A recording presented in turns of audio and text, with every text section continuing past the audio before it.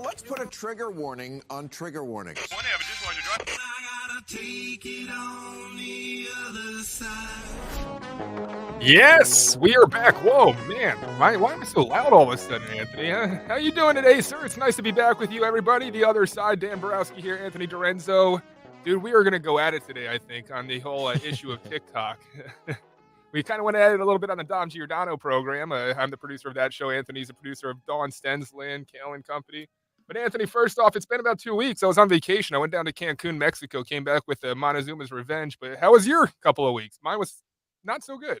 It's been really busy with the election season finally here, and Mayor Parker now fully here today giving her budget. And yeah, TikTok. Is this going to launch young voters into the thread here in 2024? Was that on the bingo card before we got into this? Do you really think, though, that this is actually that big of an issue that it's going to become an election thing? And that's genuinely where I want to go with this, because I feel like a lot of Republicans are now approaching this somewhat as a political issue, trying to seem like the cool party here in being, against the TikTok ban. But Anthony, encapsulate the entire situation that we're talking about here if you've been unplugged, and why you think what you think. Listen, I am not going to sit here and just defend China. I don't think the Communist Party never has our full good intentions in their mind. So I'm not really trying to defend them from that sense. But I think this comes down to freedom. This comes down to data. And I think it really is. I know we said yesterday Dom hates the slippery slope argument. But in my opinion, this is the Patriot Act 3.0. Like, that is what it is. They want more control. They want to be able to ban things. And they want even more power than that they've had. Like, I think, to me, when I see this, it just reminds me of like COVID, and they said it was just 2 weeks. Like, no, they want power. They want more power, and they know that we're kind of disengaged to a point, and they want to just keep taking it and taking it away and taking it away and taking it away. And I really do, it's funny seeing both sides kind of get swayed by super PACs and their opinions on this issue. But it scares me a little bit because it just is authoritarian. And, I do understand the concern around China. I really do. But I think this comes down to personal responsibility. Then don't download it. I mean, it's banned on federal devices. Biden banned it. So For good reason. I'm not, especially government devices. I think that's a good idea. But, when it comes to personal lives, But if we know if it's such an issue that the Chinese government, we need to ban it off federal devices because we're worried that the Chinese government's going to access data of our federal workers, why is it not applied to the private citizen? Why are we not working as a federal government to protect the privacy of just individual citizens? I mean, this is where I get conflicted, just because where does government step in? But I'm just very skeptical of our own government. The way that they've used Twitter, the way that they've manipulated things. I mean, when Snowden was the whistleblower back in the day, I'm very skeptical of our own government, I really do think this comes down to data. And you're right. Our citizens should think about TikTok way more, and even finding a way to make them sell it. That might be the solution long term. And I mean, Dom yesterday, when he made that point about Twitter improving, I agree with that. I mean, I'd argue sometimes it doesn't seem improved, but you know what I mean? Like, under American ownership. It's not a nefarious government. It's not. Yeah. I asked you yesterday if we were talking about North Korea putting out an app that could essentially access all the data on someone's phone. We're not just talking about the data of the app itself. I mean, the privacy agreement allows for keystrokes for other apps, for other programs. They're looking at everything that's on your phone. You're giving access to an adversary. It's not a good government, China. For some reason, it seems like the threat against China, I know you take it seriously, but for our generation in general, they don't take the threat of China as serious as they should, I don't think. If this was North Korea and subverting us, then I think there would be much more openness to ban this app, or at least stay off of it. I can't believe we have an entire freaking generation defending an app that's it's legitimately designated to ideologically subvert our culture. I use that phrase a lot, and I see you kind of smile there, but it's an actual phrase from the KGB that they've been using for 30 years, trying to do it to us through slow methods. China's found a way to do it technologically quickly using algorithms, and we're just sitting there letting it happen to us. We're being subverted ideologically. I do agree, and they have been slowly, not just with TikTok, but plenty of ways with how we rely on them with manufacturing. We've exported so much to them. And on top of that, I think the bigger concern comes down to things like the spy balloons, them buying up farmland, them producing our medicine. I mean, them creating the fentanyl crisis. We've broken that down here, talking about how that impacts everything to even Trank and Kensington. So I think the bigger issue are those things. And I'm not, again, I get TikTok plays into that, but that is us as Americans. That's something we need to be smarter. Don't use it then if you're worried about that. If we're going to be, and also be aware of what your kids are doing. Don't let them sit there on a screen all day and get manipulated and you know, fall for the religion of politics today that is, you know, becoming normalized. Yeah. So I again, I'm not trying to say you don't have a point, because in the end, they are taking our data. They're taking mine as well. But I love TikTok from a content standpoint. It gives me great stuff that I wouldn't find otherwise. The guy you see here, a very unfortunate freeze frame there, is Representative Scott Perry, who appeared today on the Dom Giordano program. And he really echoes what you got to say, and I think it's great to hear from an official voice such as Scott Perry. Before we go there, though, GTO girl, I wouldn't put TikTok on anything I own. As a matter of fact, if we have work emails on our phones, we're not allowed to have TikTok. I think that's the case for a lot of people. Again, stressing the danger of TikTok individually. We'll get into social media in general here in a second, but here's what Scott Perry had to say.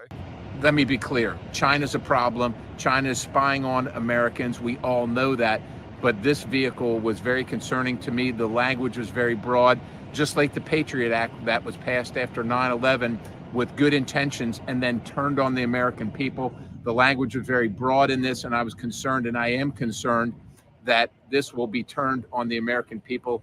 And quite honestly, I don't think that, I think there are better ways to inform the American people that TikTok is actually an instrument or an agent of the Communist Party of China. But I think that the American people should be able to make those choices. I don't think the federal government should be a babysitter. And I think there are better ways of doing this. For instance, I have long had and advocated through a bill to label the Communist Party of China as a transnational criminal organization. And if we did that, that would allow the Attorney General of the United States to prosecute the Chinese Communist Party and their agents, including agents in America, conducting espionage on behalf of the Chinese Communist Party against America. So we got to get serious. There's a better way to do this instead of imposing or potentially imposing on Americans' freedoms. So I ended up voting no on this bill because of its imperfections, and I think we can do better. So that's the wrap up for the week, and we'll see you next week with the Yeah, so he talks about the language in specific and went deeper on the Dom show about that. Let me pull up some of the language from the bill itself. This is what he was focusing on. It says, under the bill, a foreign adversary controlled application is directly or indirectly operated by one, ByteDance Limited or TikTok, or here's the question, or two, a social media company that is controlled by a foreign adversary and has been determined by the president to present a significant threat to national security. The prohibition does not apply to an application that is primarily used to post product reviews, business reviews, travel information reviews. But the language in question is here, has been determined by a president to present a significant threat to national security. So I see what you're talking about. If you go, I did read the bill. I pulled up and delved into it. There are some provisions in here that if they want to apply it to anybody but the communist Chinese or ByteDance or TikTok, that there has to be like a 30-day process period and has to go through an entire, governmental control thing. But again, to your point, with a Patriot Act situation, if you have a one-sided, controlled government of Congress, Senate, presidency, it's pretty easy to pass through fairly quickly a ban on a company, right, Anthony? Yes, and I think if I didn't have evidence that this was already happening in our government, I wouldn't be as concerned. But look at what keeps happening. I mean, we bring this up a lot when it comes to executive orders, how we're in this vicious cycle of tearing things down and then building it back up and almost not playing by the rules. So especially now with people like Trump and the way he kind of took advantage of the Supreme Court issue or, like elections there. And on top of the Democrats, the way that they're trying to, with Republicans ousting Santos, like, if you do get, like you said, pieces of the government working together, this is something like if you ask most Americans now, they don't necessarily align fully with one of these parties other than like very much political activists. And so, like, I don't think many people want them being able to make these decisions on their own without our say at all. Interesting comment here from Sid. I get great conservative content on TikTok. It's true. I try to tell It's Nick true. Kale that all the time. He doesn't listen. No, to me, but, yeah. there's great conservative content. There's also great hyper progressive content, which creates like Twitter pages like libs of TikTok and all. Yeah. But that's the point. It's the most divisive crap is shown on the algorithms to try to get you thinking how much you hate one another rather than how much you unite with one another. Yep. Like that. That's the entire idea of ideological subversion. Here is Yuri Bezmenov, 1984, former KGB agent, explaining what I keep talking about. It's a real quick clip, Anthony. Only about 15% of time, money, and manpower is spent on espionage as such. The other 85% is a slow process, which we call either ideological subversion or active measures, активные мероприятия in the language of the KGB, or psychological warfare. What it basically means is to change the perception of reality of every American to such an extent that despite of the abundance of information, no one is able to come to sensible conclusions in the interests of defending themselves, their families, their community, and their country.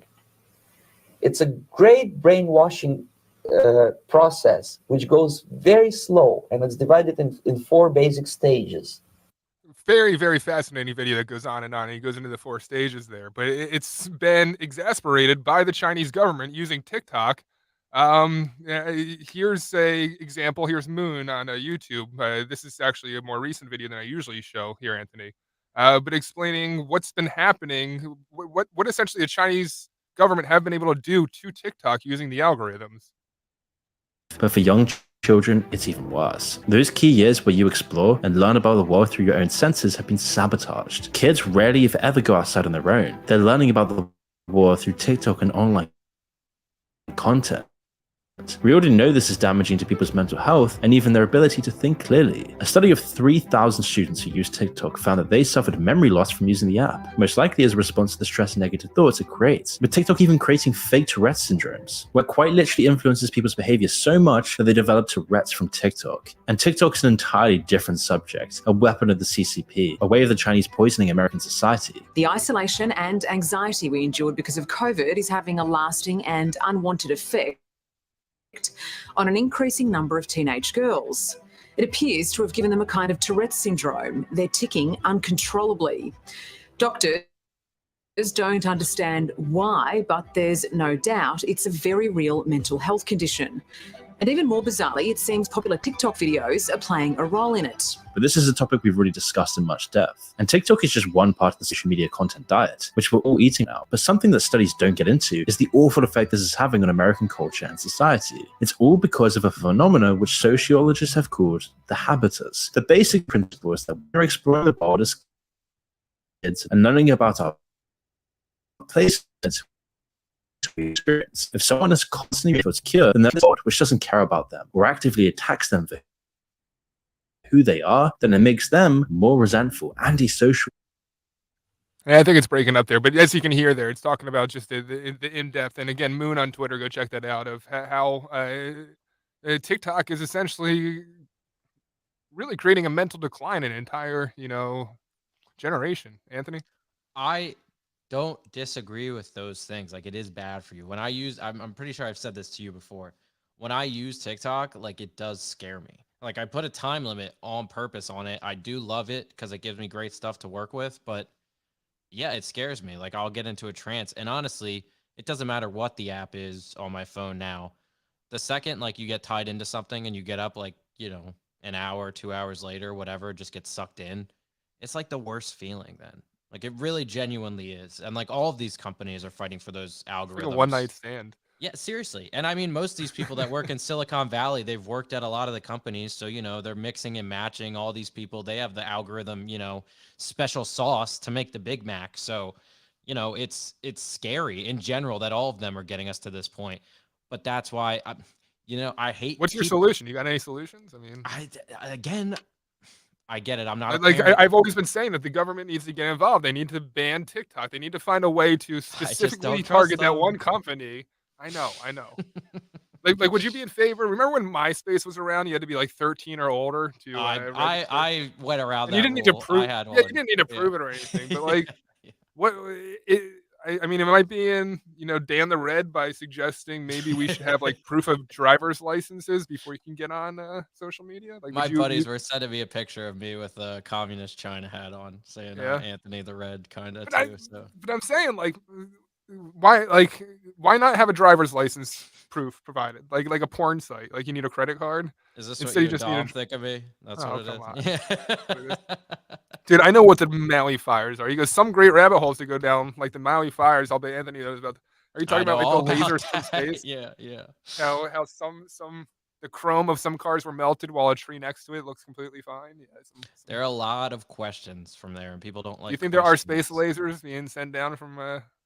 I don't know. I don't know if I go that You far, look. but You yeah, look at those Montreal fires, I man. The ones that know. started up in Canada, It is all starting at the crazy. same time in different locations. It is crazy. But to wrap, Yeah. we'll finish TikTok here. I just want to say, I totally agree with all those things. But and I hate doing this because people are always like, "Oh, you're not a parent, so you don't get it." I I really think this comes down to the decline of parenting, dude, and Yeah. not only the reliance That's on why I'm doing screens. radio, dude. I was actually a teacher. I was a student teacher, and I had parent-teacher conferences, and parents suck so bad because they either care too much or care too little, and the ones that Yep. care too little are so disappointing, man. Dude, So, I mean, look at all of us today. We're all addicted to screens. I try to limit my time. I try to go outside. I try to read a book because it's so bad for you to do all the time. And we're all addicted to it. We're all conditioned for it. And now kids, they're mesmerized from it from the start. I mean, it's like having a plasma screen 80-inch TV if you're a baby holding a freaking iPad. So, like, it's terrible, dude. Terrible. I mean, it sure, I really guess is. it And is it the sets this precedent that you scale just, analogy. yeah, and you just live on the device, and that's what you learn from a young age. And that's, dude, it's terrible. And people have to be engaged in their kids' lives. And if they're using social media, it has to be limited, it has to be controlled, no matter what the app. And people need to bring back, their sense of community and reality and stop. So you let your kid. What's your Yeah. age that when you have an eventual child, if you do, that you're cool with them using a social? I would say like 15. I mean, it sounds a little strict, Yeah. but I think that's the starting point for me. It's so funny because I would have So been like my so nephews ran anti into me. the issue. Like my sister held her kids out for a while from getting social media, but they started becoming like the weird kids that had the strict Mhm. parents who weren't allowed to have a social media account. I mean, there was a stigma attached to it. You're not concerned about that at all? I mean, if we change that as like our generation as parents could change that stigma, if that's not the expectation, like if we stop putting our kids all over social media before they're even consenting to it, to the point of like, I've told my girlfriend once we have kids, they're not going on Facebook. Like this is, Yeah. I'm not, no, I don't care. I'm not, there's no way, especially like if I'm still doing this, like no chance in hell. Yeah, there's Like let no them way. live their life without this stuff until they have to. Genuinely. Yeah. Like I don't think enough people take up that Last thing is sending my mentality. kids pictures being floated around like Kate Middleton's and Oh, let's get into that. Yeah. Oh, I you wanna really get love into this. it? Yeah, yeah, Oh, I I love love this story. conspiracy. Yeah, yeah. Dude, what is going on? So Kate Middleton posted Instagram. So last time on Otherside, we talked about a situation with the royal family where Kate Middleton, she went through emergency colon or bowel surgery back in December. And it was really kept under the radar, under mom. And she's been out of the public eye. News came out that she was going to be remained out of the public eye until after Easter. But as it usually goes with tabloids over in England, they've been demanding some kind of essential proof that she's alive or she's okay. So on Instagram, she posts a picture, and I'm trying to find it. I thought I had it up here. Yeah, I do. Um, she posts this picture, man, and it's very, very, very clearly photoshopped. Her arms are weirdly out of place. If you zoom in on certain points, there was actually like an analysis done that, Yeah, the uh, shirt under the hand too on the yeah, right. like you can And see yeah, here, yeah. like there's like a weird fade there. So it's clearly photoshopped to the point that Kate Middleton posted allegedly on her Instagram saying that she's an amateur, photographer, just practicing some photo editing skills, and essentially said that she herself posted this picture after editing it onto Instagram, the first picture of her in the public eye in a long time. And someone actually found out that their face shot, I don't have it here, but there's a good transition, was actually taken off of a Vogue cover. So it wasn't even like a private photo that they photoshopped onto here. It was like a Vogue. So just a really shoddy, weird situation here. Being out of the public eye, any theories that you've thought of as to why the Royals are essentially hiding what seems to be hiding Kate Middleton from the public? I don't know what to think. There was another photo. I should have sent it to you. There's her apparently in a car driving away, which is an actual real photo. It's the first real photo that was seen of her in the UK. That was, I think, like a day or two ago. And she's looking the other way. Like it isn't her looking directly at the camera. How are we from the sure window. it's her? Exactly. I'm pulling Exactly. it up on the screen And right that's what is, I mean, people are saying this is a medical procedure and them being the royal family, maybe they're being private about it, but why? The thing is, they post that first picture, and then after Twitter and AP both put like a little community note saying this picture is photoshopped, they posted apologizing, saying like the amateur photography thing, like apologizing for the Photoshop. And yes, there's the picture of her apparently looking out the window. It's weird. I don't know what to think. It's definitely something. Like, again, I'm always going to be, they're going to say, oh, you're a conspiracy theorist. Well, people in power never tell us the truth. So what do you want us to do? Especially the royal family. Oh, my God. Like I hardly ever care about the royal family, but this. Well, I hate the whole idea around it. We're America. Let's get F them. Like, we left for a reason. But this one is interesting just because it's like, unsolved mystery. Well, So it's almost like it. the start of like another Shelley Miscavige kind of situation. Yeah, That's why I'm yeah. like so fascinated by it, because whatever happened to Shelley? Like where's she at? Yeah, it's true. Yeah, so I guess we'll continue following it. My best theory that I've kind of read is maybe this emergency surgery led to her having a colostomy bag, and her being a royal and needing to present a certain image. They don't want her to be seen with You a don't want to seem bag weak. of poop, hanging Yeah. off your side. And then a more funny or lighthearted conspiracy theory is that she had a Brazilian butt lift, which has a very a very long recovery process. So some type of plastic surgery to raise her buns. Yeah. So what are you watching? Anything good that you checked out recently?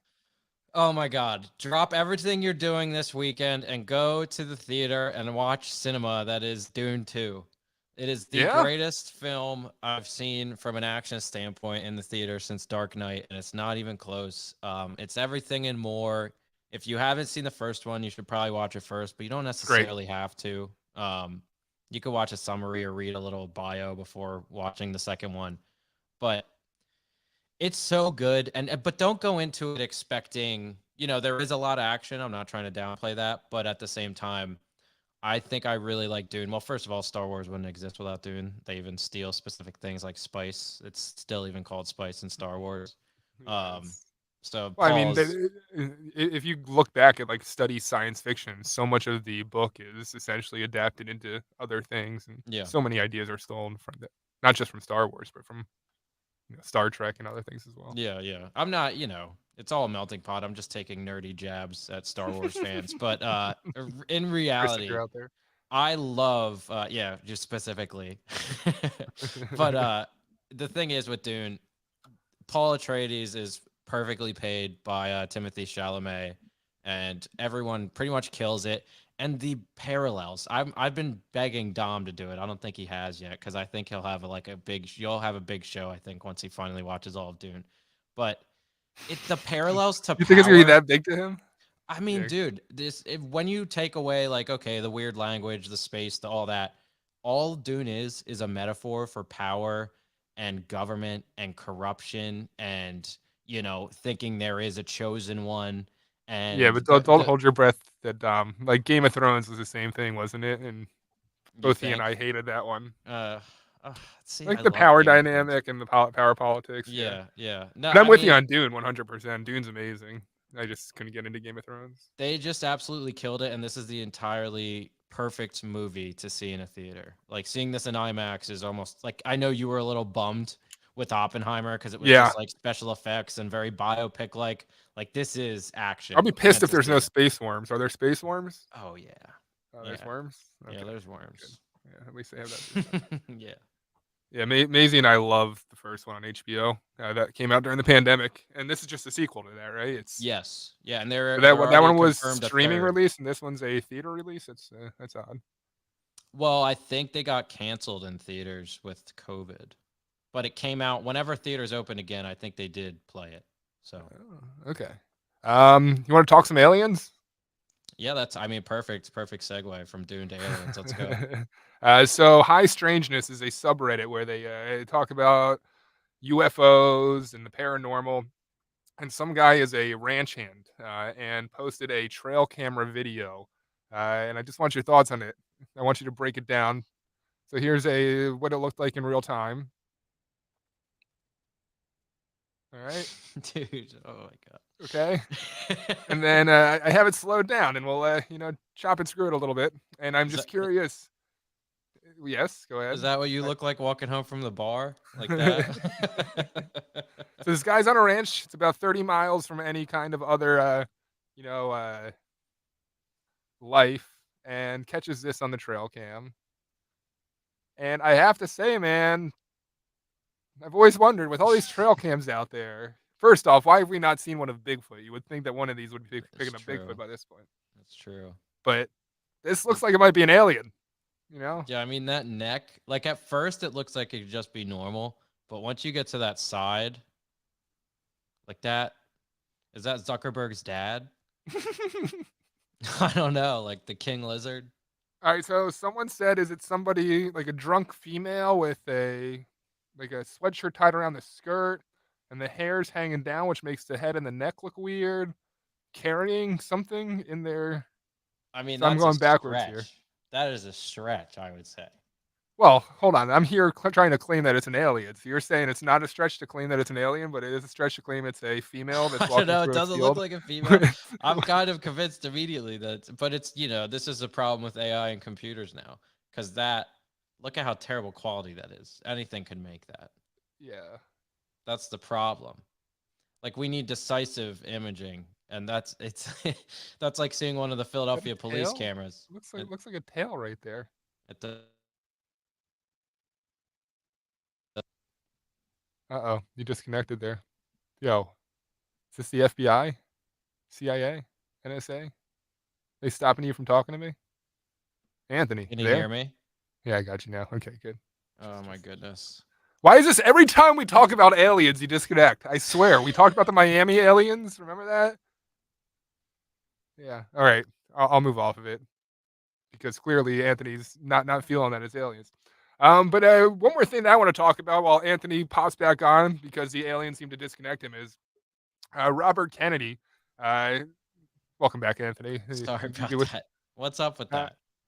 I don't know. Slumdog suggests that's an illegal alien, so maybe that's what's knocking you off is the illegal aliens. Let's blame them for everything, apparently.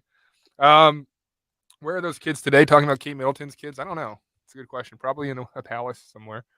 Anthony, so I was about to get into the new running mate for Robert Kennedy. I mean, it's not announced yet, but it's been pretty much assumed, I feel like, at this point. I think he officially announces on the 24th, who he'll be running with. But Aaron Rodgers, quarterback of the Jets, former Packers great, is being considered as a potential politician, a vice president to Robert Kennedy's president. First initial thoughts when you heard that, is it a winning tactic to have someone like Aaron Rodgers on your because you're a guy who has openly stated multiple times that you'd consider voting for Robert Kennedy, or you like the guy. Is this someone that firms that up, or someone that sends you away? It gets me a little nervous just because it's like that flashy big name type of like, oh, let me try to just grab people with this controversy. But I think at the same time, maybe this is just him looking for some headlines, like really just looking for anything, because from them blocking him with secret security to, not letting any debate happen, regardless if they do have a debate, he won't be there. So, the way that they collude against him, I don't know. I mean, this is the kind of, I think it goes to my thinking of any publicity is good publicity. And Aaron Rodgers is as big as you can really get when it comes to like sports and politics colliding. So, yeah, I mean, I don't think it's necessarily going to happen, but it's also, I can't with the knee-jerk reactions. Like Dom today when he opened, I didn't hear him go fully into it. But are you kidding me? Sandy Like Hook. him with Alex Jones, like, okay, he like questioned it one time. I don't think he really thought that. Like, this is just such hit piece. This is classic liberal like slander, just trying It's to crazy kill to someone. think that an article, a story can be made out of something that the guy.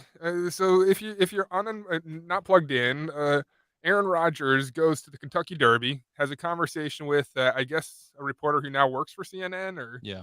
and says something, questions Sandy Hook openly to her, and says something like, don't you wonder why there's men in black out in the woods behind the elementary school, which is a conspiracy born from someone like an Alex Jones, which is where, Dom went to condemn it's such a tragic situation, bringing up conspiracy aspect of it. But my point with Dom that I was making, and I think you kind of echo that, is Aaron Rodgers is the kind of guy, he's a troll where he's just going to bring up random crap, throw crap at the wall, hope that it sticks, in effort, one, to make headlines, and two, because he just has that kind of conspiracy theory type mind where he just wants to have open discussions about random things, whether he actually believes them or not. He's a contrarian.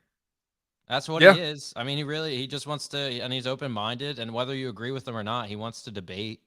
And I mean, I've seen everyone ripping into him, all of sports media, of course. Of course, the psycho Aaron Rodgers is tied to RFK, the anti-vax. Oh, it's just fear. It's just all fear. Thinks that he's the relative on Thanksgiving that nobody wants to, get caught in a corner with because this guy tells you the hard truths. Oh, yeah.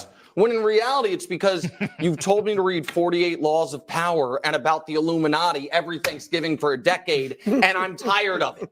And by the way, right, exactly. Let me be fair. I'm going to do exactly what Aaron said, because Aaron said before you comment on him, you should have to disclose your vaccination status. So double vaxxed, Pfizer, not boosted. Now, does that impact my opinion on Aaron Rodgers? No. You know why? Kirk Cousins not vaxxed. Nobody says a mumbling word about it. Nope. I'm pretty sure Lamar Jackson's not vaxxed. I'm not sure. Best I can tell, Lamar Jackson won't even take Dayquil. My guy gets sick every year. He's going to win the MVP. The commentary is not about your vaccination status. It's about you being the most disingenuous athlete of my lifetime. You were disingenuous about the vaccine. That was annoying. Not the status, the way you did it. You were disingenuous about your retirement status. 90% retired. You were disingenuous about coming out of the dark room. I'm going to play for the Packers. Why are you yelling? That was my only goal. You were disingenuous about how well Verizon works in Southern California. You were then disingenuous about whether or not you wanted Randall Cobb, Alan Lazard, Tim Boyle on your team, or if Joe Douglas is just quite simply the worst talent evaluator in NFL history. You were disingenuous about why Nat Hackett's the offensive coordinator. You're now disingenuous about your own comeback, which you were disingenuous about the entire time. Right. I've had enough of Nick Wright. Dude, he just wants to be relevant. He just wants to scream. And trust me, I think some of those, sayings were funny, like the Illuminati thing. I get it. Like, that's how I feel sometimes with what we do. But like, come on. He really just wants to have open conversations. And really, a lot of the old clips I look at with him, whether talking about COVID. Right. Yeah, I mean, he just has he says, when did things become 100% one side or the other? Yeah, this clip. Go ahead. If science can't be questioned, it's not science anymore. It's propaganda. Woo! You're gonna start some shit. That's a deep that's statement. The truth. I mean, when somebody comes out with a scientific study, right? What do they always say? They say it's a peer-reviewed, right? What does that mean? It means that people in the same field have gone through it and questioned the hypothesis and questioned the research and looked it up to see, does this research stand up? That's what science is all about. It's about forming hypotheses, questioning those, testing those, and then releasing the results. When did science become this blind agreement with, and then not having any debate over what can actually heal people and work for people? That makes no sense to me. Well, if science can't be, yep. I mean, why is that wrong? Why is that wrong? Why can't we just talk about it? And this is what people don't see. This is what people don't get. They read the goddamn headline. Oh, anti-vaxxer, psycho, wants to kill the country. Oh, don't vote for him. So I don't know. This doesn't push me off of Kennedy. I still think it would be a hard thing for him to overcome. So I hope he doesn't really do it. I know it's still hard for him to win this, but I hope they kind of make a splash officially in a different way, and maybe Aaron Rodgers could help promote him. And all this. What do you think's bigger? Like the NFL is pretty divided on Aaron Rodgers. Do you think the sect of Pat McAfee, question askers, is that bigger than the sect of individuals who are NFL fans that are just sick of hearing about Aaron Rodgers in the news? Like, yeah, I mean, I think that kind of goes to the bigger group of the pro Joe Rogan, the pro UFC almost kind of Bernie Trump mixture, libertarian-ish, independent-ish. They didn't necessarily love anyone ever, but they're just looking out for their own interests. And I think those people are still considering Kennedy, and there's probably more of them than they think. And a lot of those people probably don't hate Rodgers, I would think. Maybe there's other groups I'm sure that do hate him, like you said, in the NFL or liberals or even true conservatives. But I do think that group of they think quote unquote irrelevant people, it's bigger than they think. Look at all these huge podcasters that have RFK on, and they all love him. I think it's going to be a bigger pool than they think, but it's still really hard to overcome the traditional. Many writes, and I'm surprised Dan isn't wearing an RFK Jr. baseball cap. And I've been a little bit more hesitant over time to Anthony's the guy with the shirts. And the reason why I am is I just feel like if he goes with someone like Aaron Rodgers, who is someone who's been questioning coronavirus, as someone who's definitely leaned more conservative in the media, I'm really concerned that solidifies Biden winning the election, because then it just becomes Kennedy siphoning off Trump voters. And my number one priority in this whole thing, 2024, is keeping that man, Joe Biden, out of the White House. I just think Trump is going to make it revenge tour. And I know he was questioned on that on Squawk Box this week, and he pretty much said the revenge is going to be success. I just don't necessarily believe him. I think a lot of it's going to be political revenge, and then we still suffer. Will he be better than Biden? Maybe. I'll say 100%. Sure. No, definitely better than Biden. Yeah, but I don't know. I just get scared it's going to be more of the attack still. I just think I think it's a little bit overblown, the revenge tour, because Trump, while always aggressive and bloviating and talks loud, he's always been strategic in his decision making overall. It doesn't make much sense at the time, but then you'll look back 3 months later, you'll be like, oh shit, he actually was kind of making sense there, and his moves now make sense. I guess it's the 4D chess that you hear about. I'm genuinely concerned that this just removes any kind of opportunity for I don't know. I'd like to see RFK almost run with Trump, I think. I think that's kind of best case scenario, but I don't think either of them are going to do it. Yeah. So just going through some comments here. Oh, I want to talk about Saquon Barkley coming to the Eagles. Woo! You're not excited? I don't know. I'm middle of the road on it. I've talked myself into it. I was initially pretty angry because of the Swift signing. He signed for 10 a year, and I think almost maybe he hasn't played his best football yet. Saquon, I think maybe he has. I'm not trying to downplay Saquon. He is a very hard worker. Also, we're not the Giants. We're not going to run him into the ground. We have plenty of weapons, and this really makes it easier on Jalen when it comes from a running perspective. So maybe that's why they did shell out the $12 million, but they could get rid of him after a year. So I don't necessarily hate it. Howie always backloads contracts. He's guaranteed $26 million. So we're still going to have to pay next year if we move him. But either way, I'll say this, whether it's the Huff move, them getting Gardner Johnson back, who true Philadelphian said we were scumbags and the people suck, and then wanted to come back just like a true same. I did the same thing. Right. So yeah, true Philadelphian. Welcome to the club. Gardner Johnson. Welcome back, buddy. I finally accepted. Yeah. Yeah. So he gets it now. Yeah. But regardless, I've been worried about them. I really almost got the vibe that they wanted to just run it back. But them making a big splash on offense, realizing that offense was an issue, also getting Huff on defense. Saquon Barkley. Oh, sorry, man. No, you're good. I was going to say just also securing defense a little bit with Huff and also probably having a defense focus in the draft. I don't know. It proves to me that I think they know they have to change, and that's important. So I'm excited to see what Kellen Moore does with it. I mean, he's always had a very strong running back with his teams. Eckler, you got Elliott, you got a bunch. So if you got Saquon there now, I'm excited to see what he does with him. I'm just worried that you've seen Ezekiel Elliott down at the Cowboys with Kellen Moore just run into the ground. They needed Tony Pollard to step in there.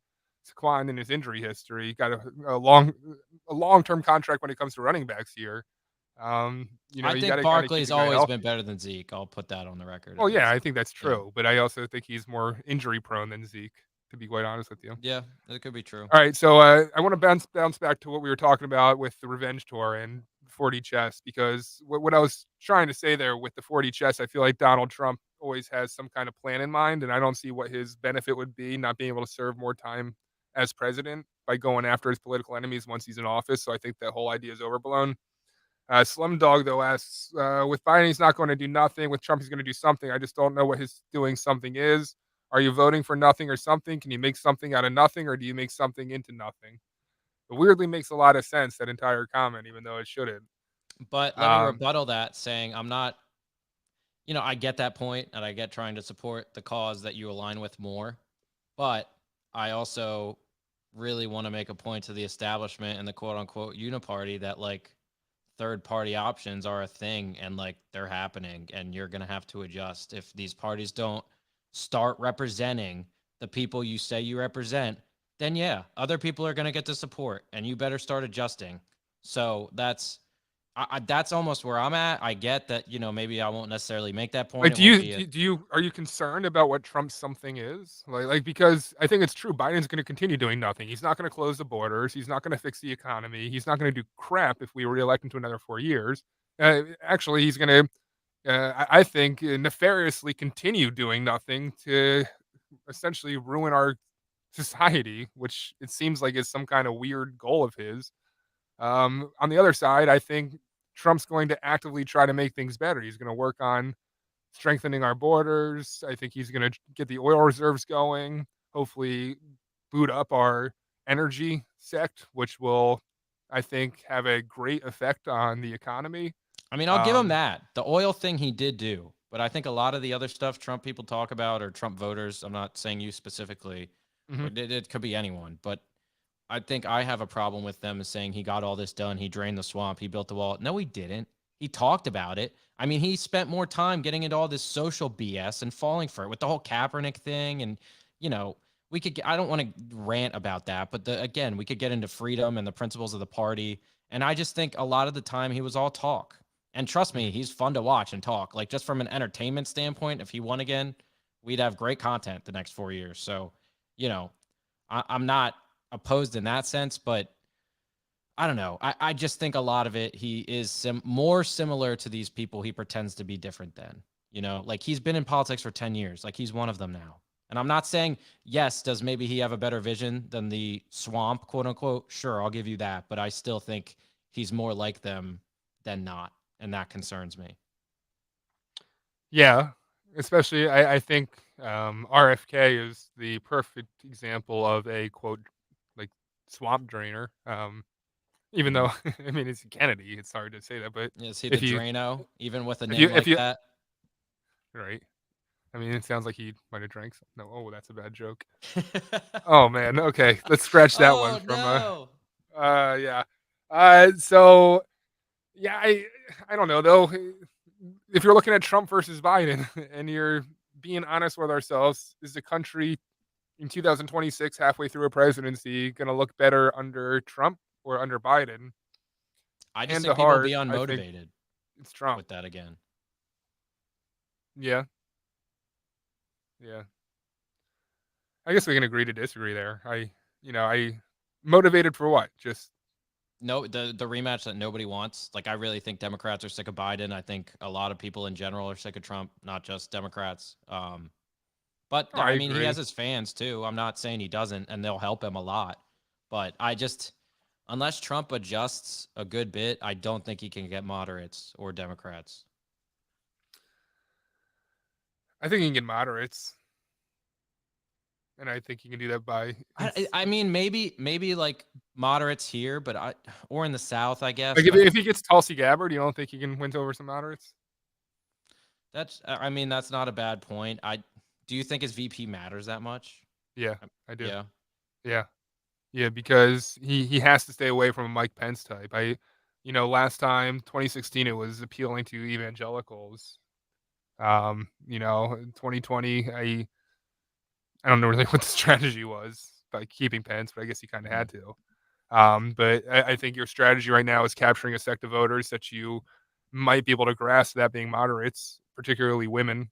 Mm-hmm. I think you can largely do that with a Tulsi Gabbard type, and Nikki Haley won't do it. They wouldn't. They hate each other too much. That's not going to happen. Oh no, I don't think Nikki would. I don't really know if there's any other moderate type women beside Tulsi that I could see him teaming up with. There's been a couple. Like Kristi Noem's not very moderate. Yeah. But Jennifer Stefano came on with Dawn of the Commonwealth Foundation, and she said that Trump's best bet will be a Democrat that's willing to jump the aisle and advance their career and become VP. That's willing to betray Biden. Could you imagine? Like, I don't know. I think something like that could really help. But yeah, I think unless some sort but of like, who would that be? sidestep I'm trying to move- think. Did she suggest any names? I don't think so off the top of my head. Maybe she did. Yeah. I could be misquoting her. It was, she just said that on the fly. But either way, I think that would be a smart move, or getting a moderate. You got like Manchin or someone, I guess. Yeah. I don't even know if conservatives would really want that, like someone like Manchin. Yeah, but I think they'll vote for Trump no matter what. Kind of weak back. That's true.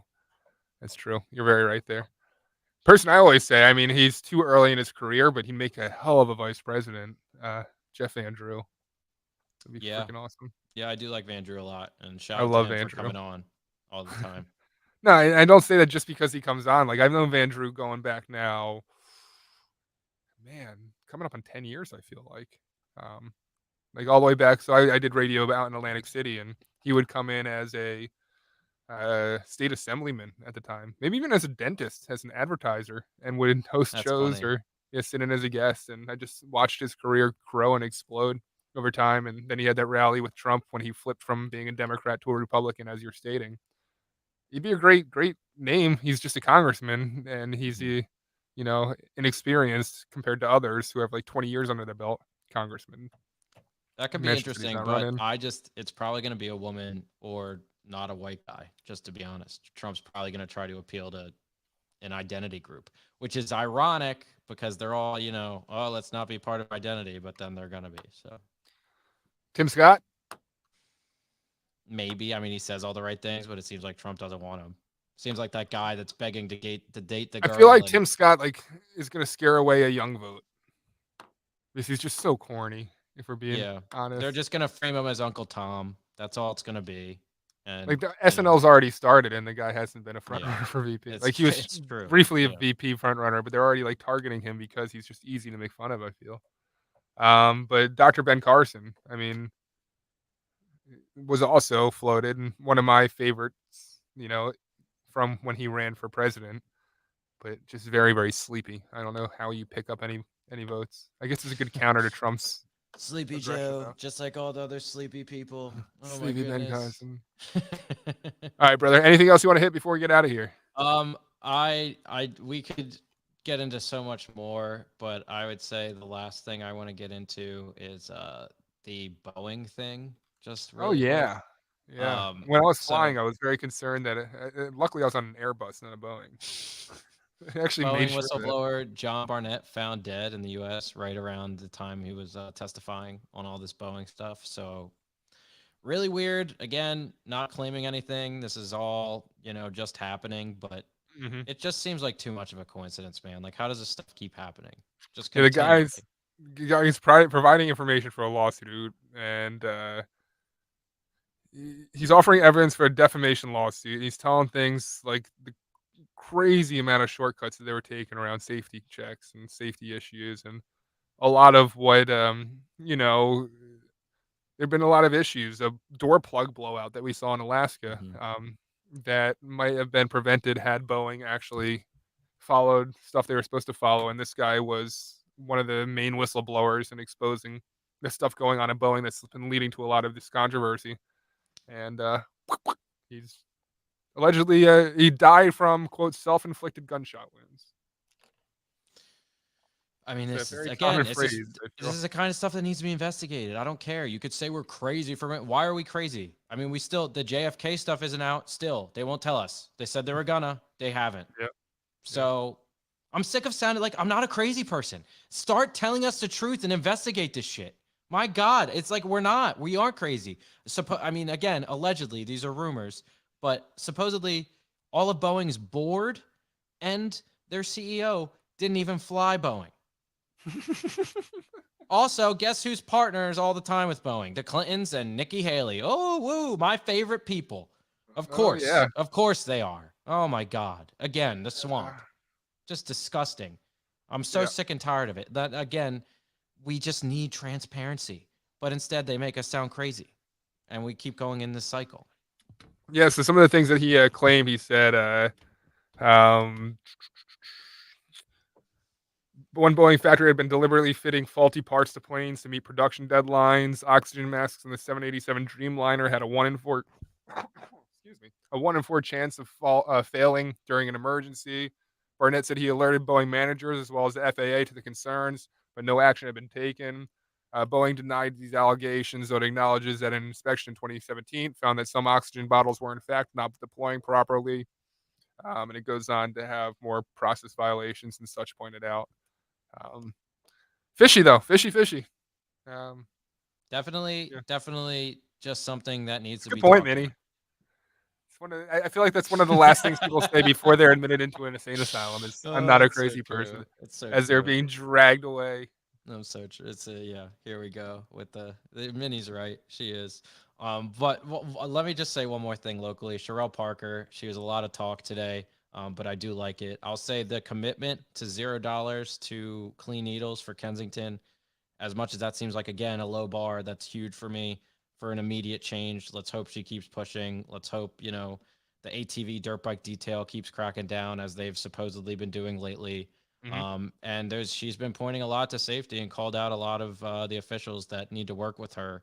So, I mean, we'll see. It's going to keep moving forward. I think she really has to start coming to Krasner, especially with this whole SEPTA safety oversight with Shapiro and now Krasner suing back. So they're going to have to really bite back and kind of put their feet in the ground. And, she has to dig in her position and go against it. So we'll see. I what love happens. Krasner knows he's losing grasp on his power, and it's so fascinating and fantastic to see.